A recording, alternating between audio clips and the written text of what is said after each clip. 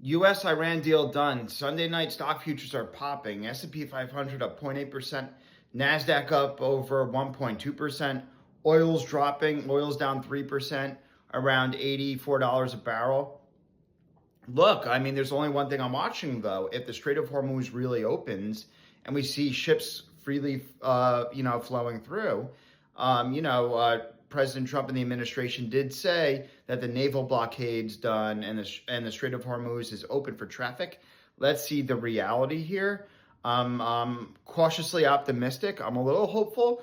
And look, I'm not ultimately surprised this happened. Oftentimes, right before a negotiation, as I've said numerous times before, in general, both sides tend to ramp up maximum pressure to get last minute, leverage and last minute chips before the negotiating table. So when I saw, unfortunately, at least we saw some more increased violence and more strikes last week, I knew, that the deal is getting closer in reality. And that's ultimately what played out. However, I'm still skeptical. I'm still skeptical because yes, a verbal deal was pretty much made. I'm not sure if it was digitally signed or whatnot, but there's supposedly a signing ceremony, I think, in Switzerland later this week, I think Friday.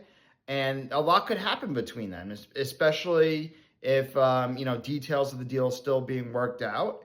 A lot could happen. There could be another move that's unanticipated, whether or not it's from Lebanon or Israel that could derail the deal and the deal being called off and the Switzerland ceremony not happening. I would not be surprised at that outcome.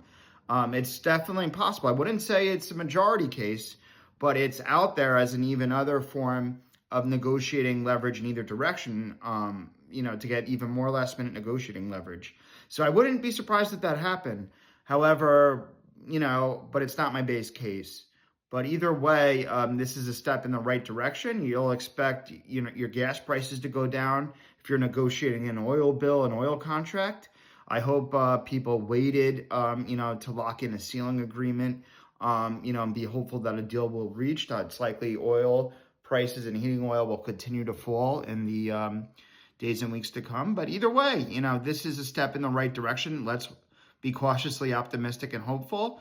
But, we have to verify first and then trust the reality. We have to see, as I say, watch the water and, and that'll dictate the truth.